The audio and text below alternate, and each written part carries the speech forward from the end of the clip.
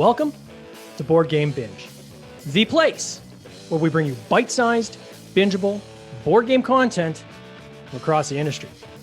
I'm your host, James Staley, and in this episode, once again, we're chatting with Eran Back, founder and CEO of Green Inbox, the tech marketing company behind many successful multi-million-dollar Kickstarter campaigns.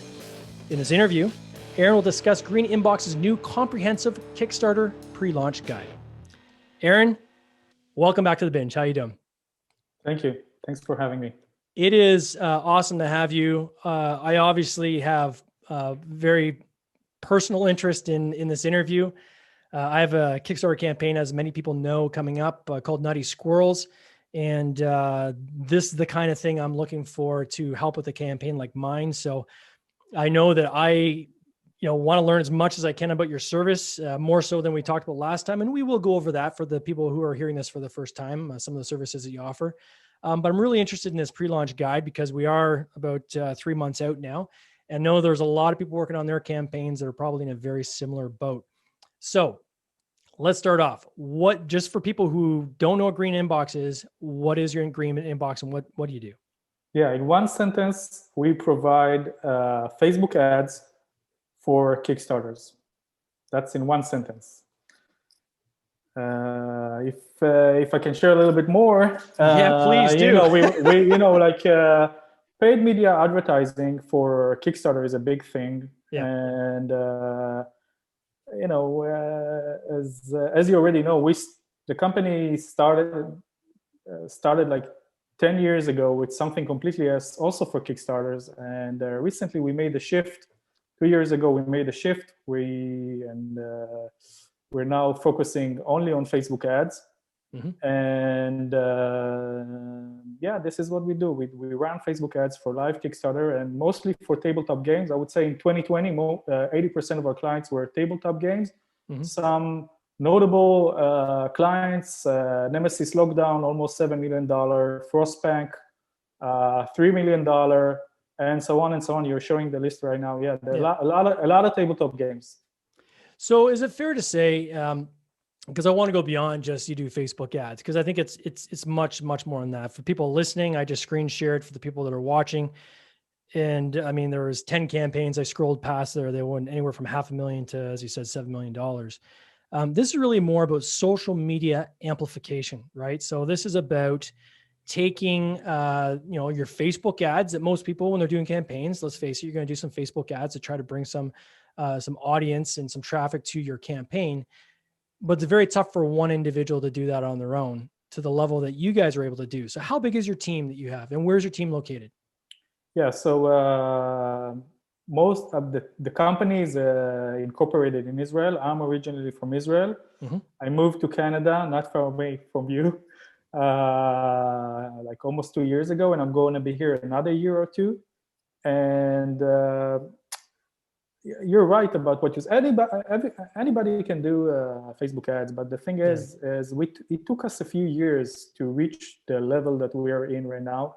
We are at right now, and I would say we bring to the table two main things. One is our software. We are a technology company. That means that everything we do is supported by our software. This is the reason we bring such high returns comparing to, let's say, companies, even huge companies with hundreds of employees. We probably or most likely bring better returns.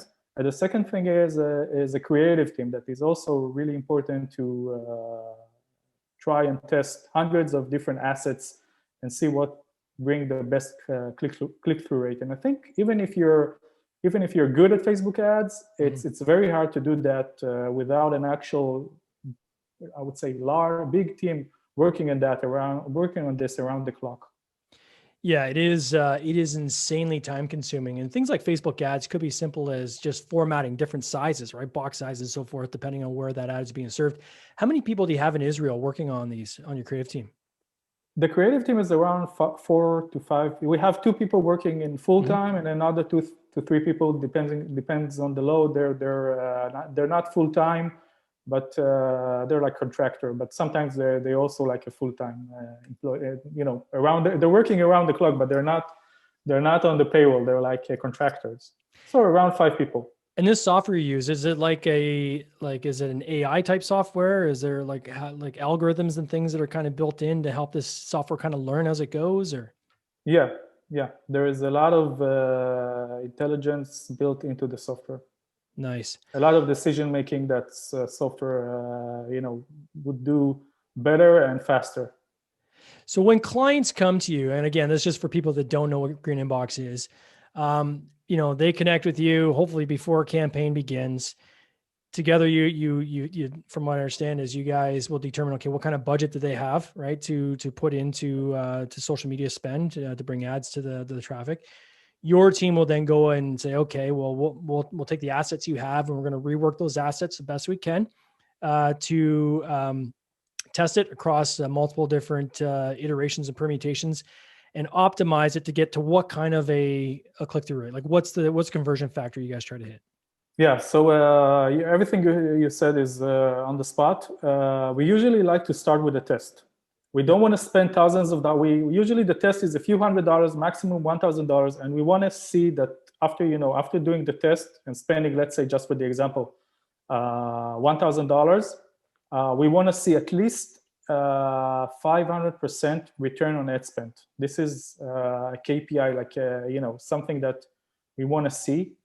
And I think if we reach that threshold, 500% or more, then the client will be profitable, and will be profitable, and we'll be able to scale the daily budget to from a few $100s even to a few $1,000s gradually. And I know we've got Tanner Yarrow, who we've interviewed a couple of times now on this podcast. He's obviously a huge fan of yours. I think he actually was quoted as saying that using Green Inbox was the single greatest factor in his success on those campaigns that he ran.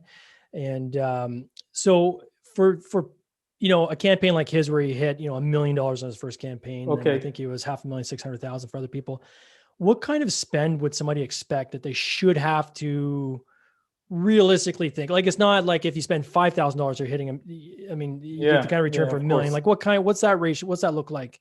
What kind of investment are they looking at to hit $1 million? Yeah, it's going to be, so the good thing about the tabletop industry that on every backer that you get through the ads, you're probably going to get another backer from free from the Kickstarter community, because you back a campaign, all your followers are getting an email, so the network effect is huge.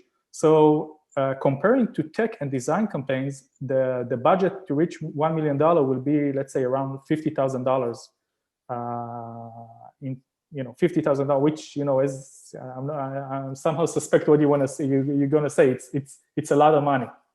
Yeah, I think so. Are you looking at $20,000-$30,000? Is that kind of investment somebody could typically look at if they're going to get into those kind of numbers? Yeah. So we're looking to do a test with $1,000, and then there's two scenarios. One, the company or the creator, they have the money and they can spend $20,000 to $50,000 into ads. The second scenario, which is, I want to say it's very common, that people only have $1,000 or $3,000, so we can help with that. Yeah, we are working with a few venture fund and angel investors, and they can provide a bridge loan for the ads. So for example, let's say we want to take $50,000 as a loan, as a bridge loan for the ads. We do that gradually, and and the cost for the financing, the cost for the bridge ad would be 5% on the money. So let's say the campaign ends, you need to pay back the $50,000. The $50,000 as a loan, and another additional $2,500 as an interest rate, which is 5% on the $50,000. Which when you look at the grand scheme of things, it's not a lot of money. If you raise $1 million and you need to pay $2,000, $3,000, it's not a lot. So I just want to I want to pause on this point because it's important, I think, for people to understand. Number one, it is very hard to get money right now. It is insanely tough to get any kind of funding right now, especially in this COVID environment with businesses dropping like flies. So the fact that you've got a company that not only are experts in social media amplification, which is the word I like to use for your service, Okay. that have ability to bring in bridge loans at 5% is actually a pretty low interest rate. In this environment, it's usually loan sharks that can come up with money that quick, and they're in the double digits. So 5% is an incredibly reasonable rate. And I also want to say to that is that you are paying, like, you get your money within usually I think 3 weeks from Kickstarter, right? So then Yeah, from that money you get, you pay off your loan. exactly. And and then sometimes you might hear somebody get kind of that greedy factor say, well, why should I have to pay so much money? You wouldn't have got that. I mean, you wouldn't have reached those numbers if you hadn't have had that investment. So that's like free pledges and free money that you're getting out of that. So you got to kind of look at it through that kind of a lens. But what I want to applaud your company, that you guys have that as a service, because I think it's incredibly unique. And I think it is a huge value added for people who are looking to get into doing campaigns. Let's face it, you're doing Kickstarter for a reason.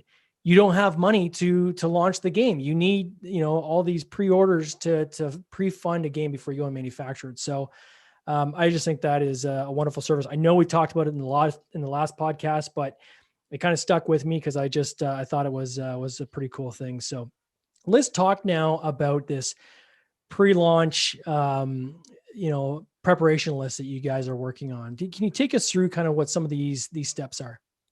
First of all, I want to say that I have a strong interest that the clients or even the community will work. Let's say we have people reaching out to us, that they'll realize all the work they need to do for the pre-launch. It's better for us. We're getting better deal flow, better campaigns. We're going to raise much more money together if people would do those few small. It's not small things, but it takes a lot of time. So there's a clear interest for me that we'll have people will invest time in pre-launch. So give us a couple of these pre-launch points. So what would be the top of the list? I think first of all, something that happened in the past year that previously, like a year ago or 2 years ago, people would launch the campaign, and some of them will invest in pre-launch, but it wasn't that important to start strong. And right now, it's super important to start strong on day one. Why? So you need to start strong on day one because there's a lot of noise, there's a lot of campaigns, and if you start strong on day one, you're going to appear high in Kickstarter algorithm and Kickstarter discovery channel, and you don't need to do much to stay there. Once you get there on day one, you probably don't need to do much, and Kickstarter will keep promoting you as long as they see people are converting and people are happy and backing you.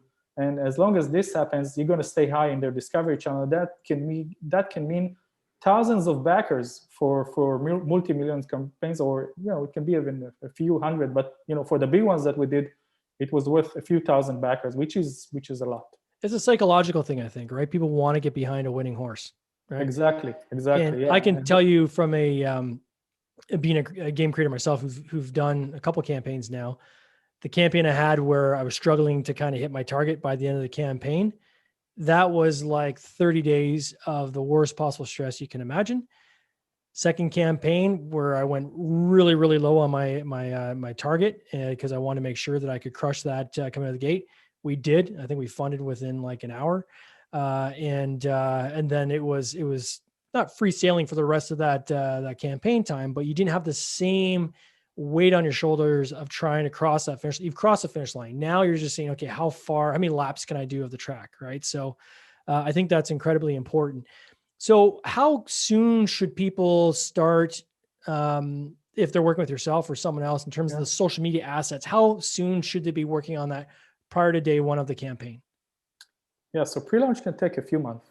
It can take a few months. The minimum that we require to do the pre-launch is to do ads for the pre-launch is at least a few weeks. I would say if you want to reach, it really depends. If you want to go big, if you want to reach 10,000 followers, we expect to have like maybe 8 to 10 weeks before the campaign goes live, so we can start working. So we'll have the marketing material, we'll have the video, and then we can market not the Kickstarter live campaign, but market the pre-launch page. And by the way, as you said before, it's like something has shifted. Before you were launching your campaign, And then you were trying to reach your goal. Now, what you're trying to do is, no, I want to reach my goal on day one. I want to have a lot of people lined up and they're saying, I'm ready to back you. And I want to reach that on day one. And I want it to be fun. I don't want to be in the point where I'm uncertain if I'm going to reach my goal or not. And then I'm going to push it further, I don't know, to a few $1,000s, to $500,000, depends on the campaign, depends on the budget. So yeah, things shifted a bit. So let's talk a little bit about the Kickstarter pre-launch page. So I think most people probably know what that is, but for those that don't, we will do a quick 101. So when you go into Kickstarter, and what I'm sharing for the people who are watching, people listening, I'll try to describe it. But when you go into Kickstarter, there are once you've kind of built your campaign page, you can get a pre-launch link, is what Kickstarter gives to you to share with friends, family, push it out on social media. And when people click on that link, and here's some of the ones that are up and coming, I'll click on, say, The Awakening, for example.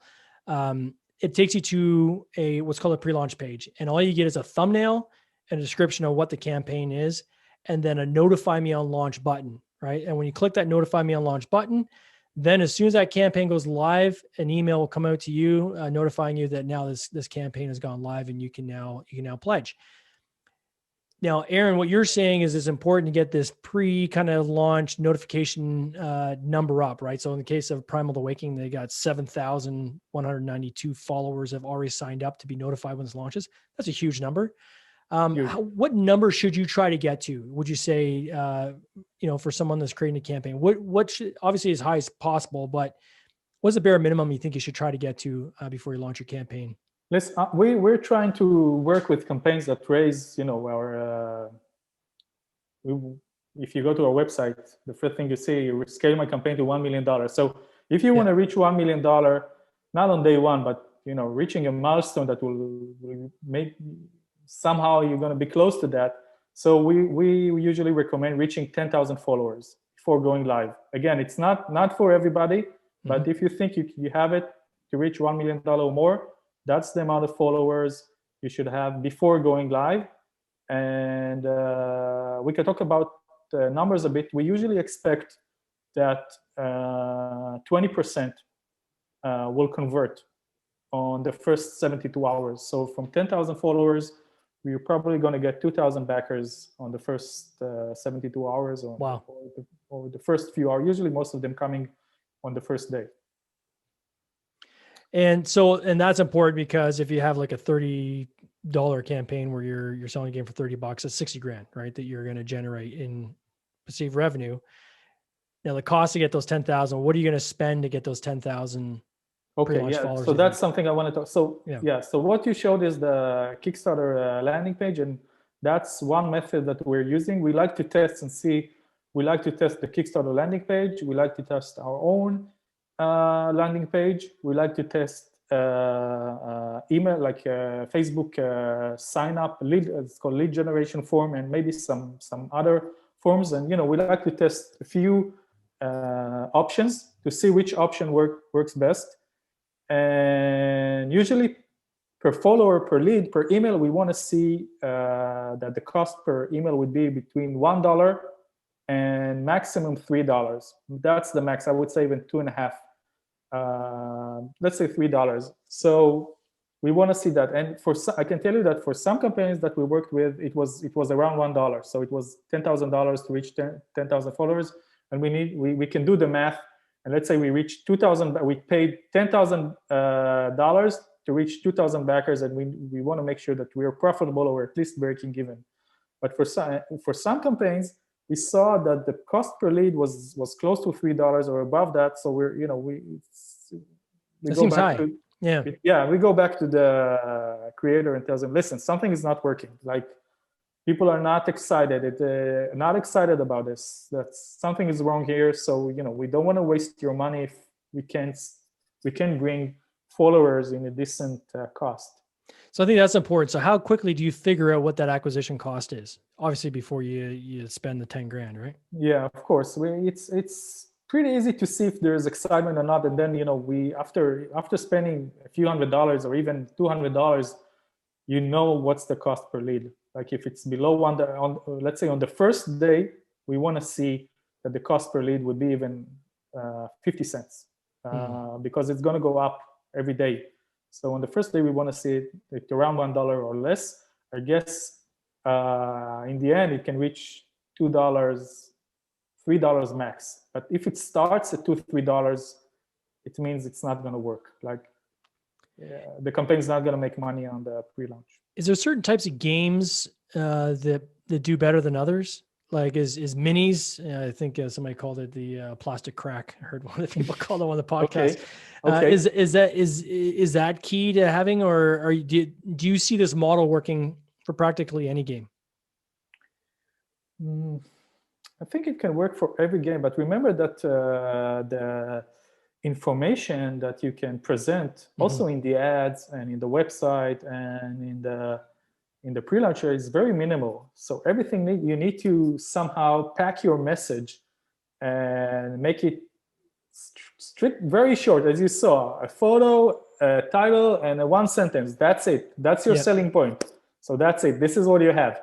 So I'm not sure if you can say, I have minis, I don't have minis, this is the game or not. So everything needs to be very, like the message is very short. So I'm not sure if, sometimes you could say, hey, this is another book for, a special book for D&D. So people would say, hey, I'm interested in that, or I'm not interested in it. Yeah. It's a game, it's a pirate game. There were a lot of pirate games recently. So I'm interested in another pirate game or not. So that's enough to, the message is very short.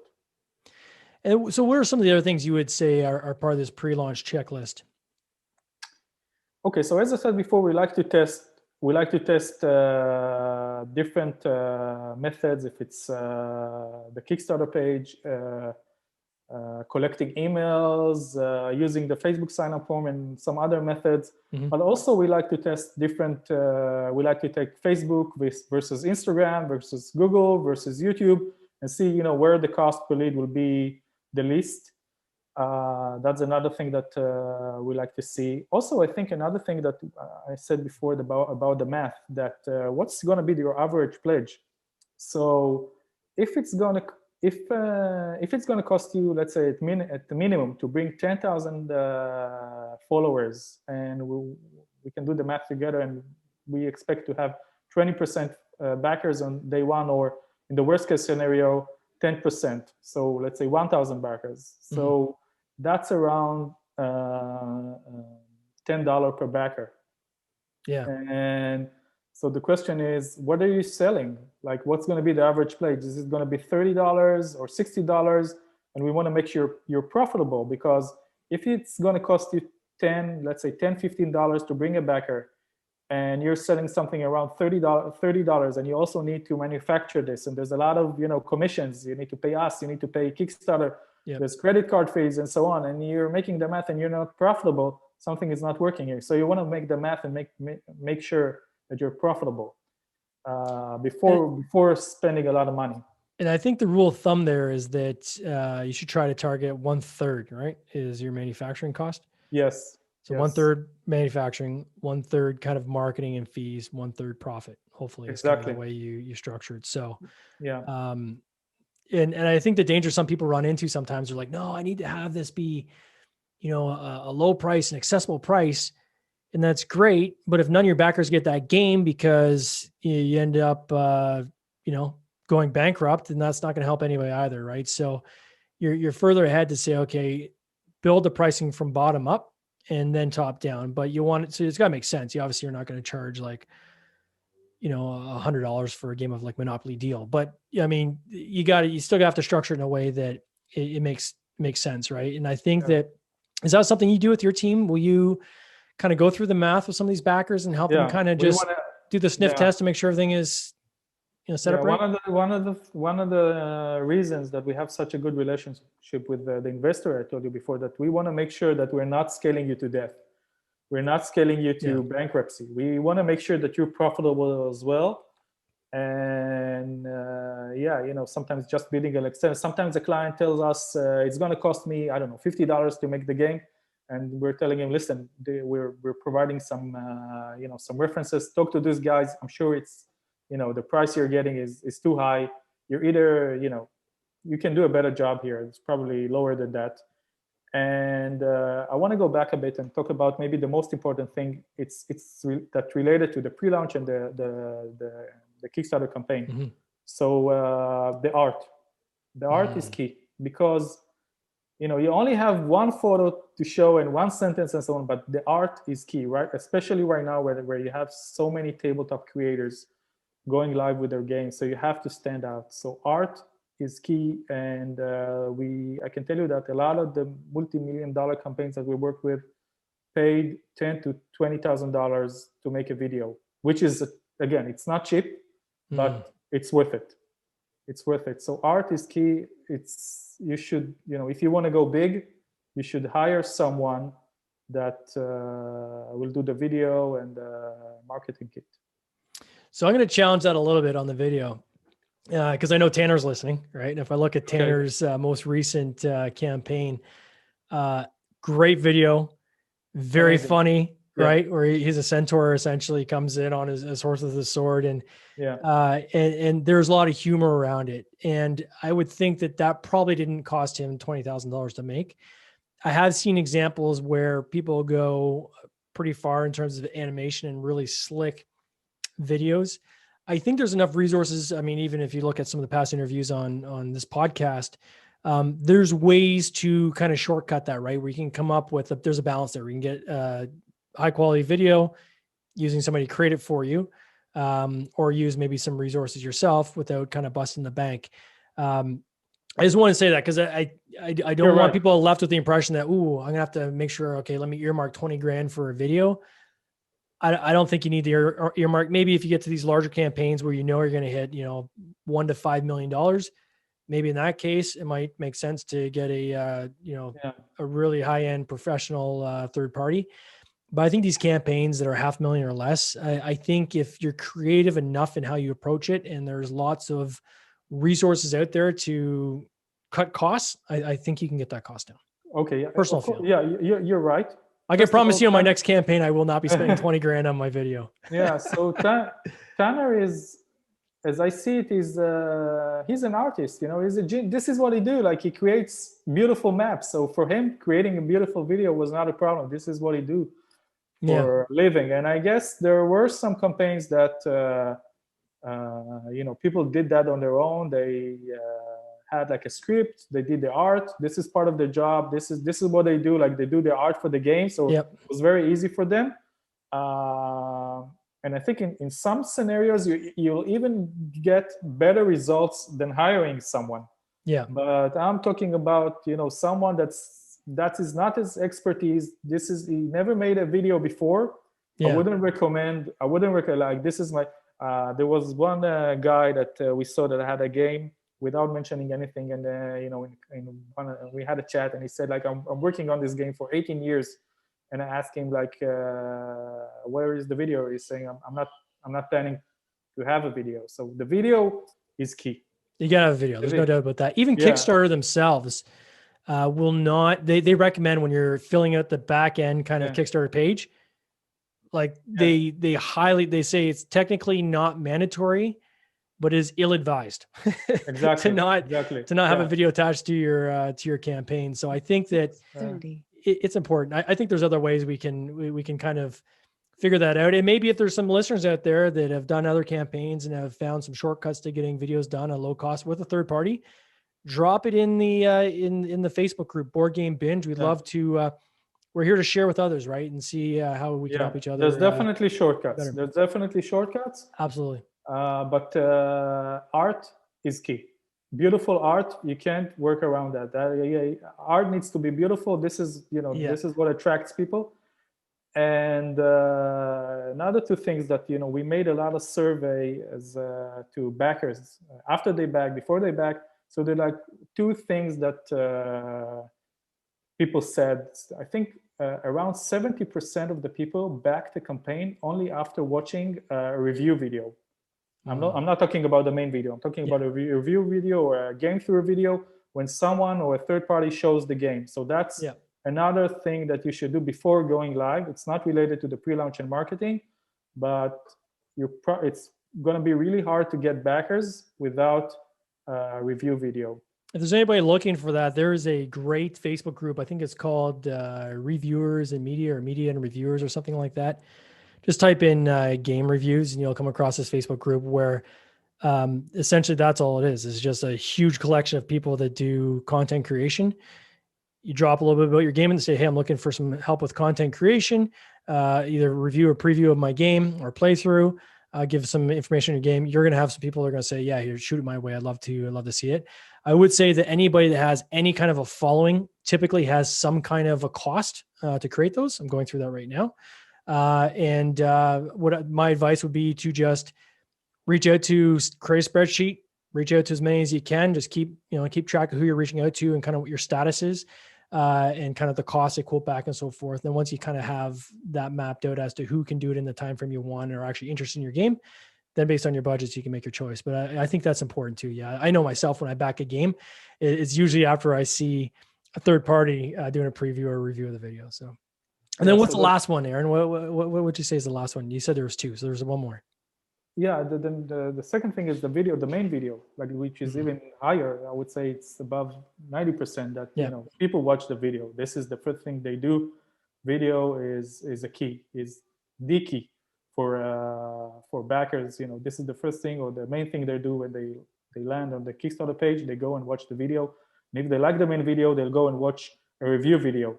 So, and I want to comment on what you said. It's worth paying maybe $1,000 if someone has a community, and then he will share that with his community, and everything is okay. The price, everything, the game is attractive. You'll probably get more than that through his community. Yeah, that's true. So it's worth investing a few $1,000s on reviewers. Yeah. Again, it's not cheap. If you want to reach the $500,000 or $1 million mark, you have to spend a little bit before going live. And I'd say, so there's two things I want to say. One, back on the video. If you are going to do that main video, my personal pet peeve is when the videos don't get to the point. People have very short attention spans. So if you have 2 minutes of video and people still have no idea what your game is, there's something wrong. You should try to get to what your game is about out of the gate. Then maybe on the back, flip it, and on the back end of the video, then get into more kind of the world building and so forth. But people are clicking on things and clicking off very, very quickly. And I think that although we are talking with Green Inbox and your success of, getting people $500,000, million and greater size campaigns, you don't have to do that on your first campaign. There's nothing wrong with doing a $20,000, $30,000, $50,000 campaign. That is successful. Guys, we have interviewed a lot of people that have done $20,000, $30,000, $40,000 campaigns as their first campaign. And for a first campaign, that is amazing. And then from there, you'll build and you'll learn and you'll be able to grow from there. So I just want to put that out there too, that yes, there's investment. I guess what you're saying is to get to some of these higher numbers, but you don't have to get to these higher numbers. You can start on your first campaign a little bit smaller and kind of work towards there. Will you work with some of these smaller campaigns, Aaron? So if somebody is, if they'd be happy hitting 50,000, but they want to kind of try things and figure everything, figure out how Greenbox fits in and so forth. Is that something you guys would even entertain, or is that too small for you guys? Yes and no. Yes and no. Sometimes, when we see something that can really take off, for example, Tanner, was his first campaign. He didn't expect to reach $1 million on his first campaign, but we're saying, hey, let's make a test. And if you don't have the money, we'll finance the ads. So sometimes we see something that we think that's initially could raise $50,000, but with our help, let's make a test. And if things are going well, we can scale your campaign to a few $1,000, $500,000 or $1 million. We'll see. But in some cases, just the cost for us to just the setup, as I said before, the creative, the setup for us, and we're not charging for that, is a few $1,000s. Just the setup process. Yeah. So for $50,000, we're probably going to lose money if we work with someone and the campaign will raise $50,000. So let me flip that a little bit. So okay, let's look at this from another angle. So what's the minimum spend you would want somebody to actually spend with you? Is it 5,000? Is that kind of like the minimum buy-in you guys look for? Or what's your minimum buy-in, I guess, is the minimum ad spend you guys would want? Yeah, that we will be happy. I think the break-even point, again, it's not a necessity at the beginning. We want to start with the test. but we will want to see at least yeah, like when the campaign ends, we want to see at least $10,000 invested into ads. I think that will be our breaking even point. Okay. Where we will make some money, not a lot, but yeah. Okay, And gotcha. yeah, that's the budget for the ads. Got it. And 10 grand again, as we just went through of this past half hour. I mean, you could get some significant numbers even off of a $10,000 spend. So I think that is probably a good place to start. So where is this pre-launch checklist going to be published? Is it going to be published on your website, or how do people find it? Yeah, we're going to publish it on the website. And that's greeninbox.com? Yes. So greeninbox.com, if people want to check out this pre-launch. And when is it going to be, when's it going to be published? We're still working on that. We have the content is ready, but we're still, we still want to add some stuff. And I guess in the next few days or in the next few weeks, we want to do that before, a lot of people want to launch their campaign in the next few weeks. So we want to do that before that. So my guess it will be in the next few days, maybe 2 weeks. Okay. So if anybody wants to check out this pre-launch checklist for, or guide, I guess, for preparing for your pre-launch, greeninbox.com. Eran, it is always a pleasure to have you on this podcast. I learn something every single time. And I love to kind of have this kind of back and forth kind of discussion, because it helps me kind of work through my head. Okay, how's that next campaign for me going to be formulated? And often these help you think of things you've never thought of. So I definitely want to thank you for that, and definitely the knowledge that you've brought to this group. And if anybody wants to reach out to you, how best do they reach out to you? They can reach out through our website or through the email, like press@greeninbox.com, or there's also the email is published on our website at greeninbox.com, and then contact us. They'll find our email. Awesome. And you're also a member of the Board Game Binge group on Facebook. So if people want to reach out through there, I guess they can always they can comment do that through the group. We got a few people were reaching out and say, hey, through the group, I saw you in the group. Yeah, that's definitely the best way to start the chat. Oh, that's awesome. Eran, thank you so much. You have a good one. You take care. Cheers. Thank you. Bye for now. This has been an episode of the Board Game Binge podcast, hosted by James Staley, produced by James Staley and Mike Bruner, with original music by Nick Smith. If you would like to watch these interviews live, simply join the Facebook group Board Game Binge, and you'll get access to live interviews, giveaways, and interesting board game content from across the industry. I can't wait for you to join us. See you next time.